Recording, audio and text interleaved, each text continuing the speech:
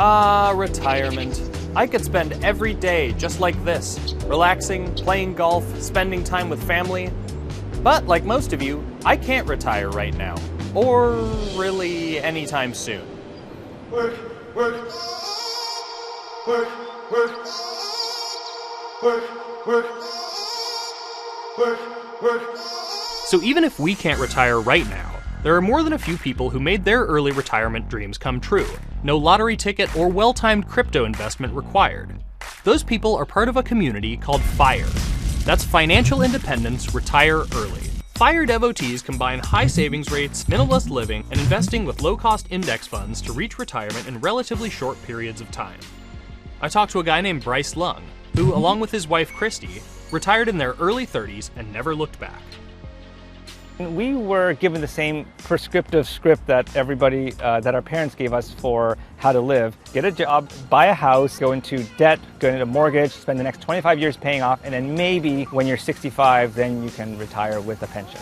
The old rule book that they played with simply doesn't apply for us anymore. So how long was your journey once you began? 9 years after we started working, we retired. My wife was 31, I was 32 at the time, and we said goodbye to our jobs forever, and we've been traveling ever since. It's actually based not on your age, but how much money you have saved up versus how much money you need to spend to maintain your lifestyle.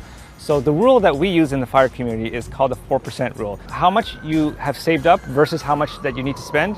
If it's 4% of it, then you can retire safely and never need to work again. Why is that number 4%? An academic study called the Trinity Study, in which they kind of back tested like all of the stock market history, like going back like hundreds of years. 4% is the amount that it's safe to withdraw, in that you won't run out of money over like a traditional retirement period. How did you change your lifestyles so that you would live more frugally?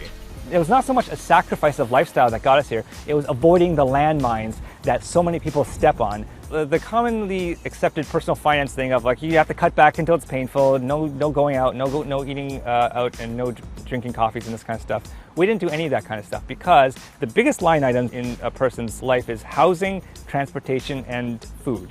And if you get those three right, then the rest of it almost doesn't even matter.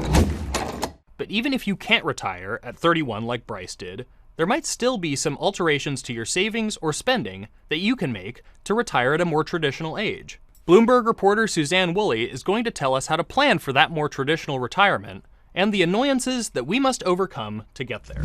Should people be scared about retiring? Isn't everyone scared about retiring? Sure. It's this so big a prospect, and it's also uncertain. Yeah. And I think people get sort of terrified by the idea of like, what is my number? Mm-hmm. Like, do I need $1 million? Do I need $2 million? Like, who knows? Right. And I think that can put people into paralysis. A lot of people don't even know how much they spend each month.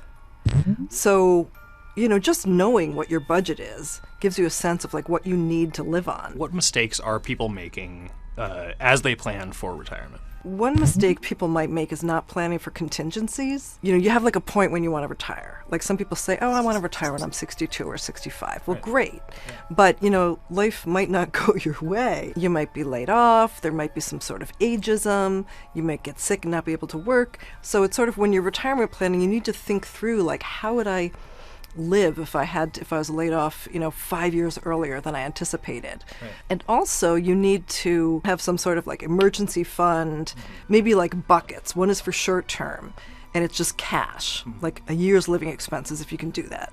You know, the middle one is maybe in bonds and short term investments, and you know, the other part can be aggressive. The other bucket is more aggressive, really long term, like 10 or 20 years.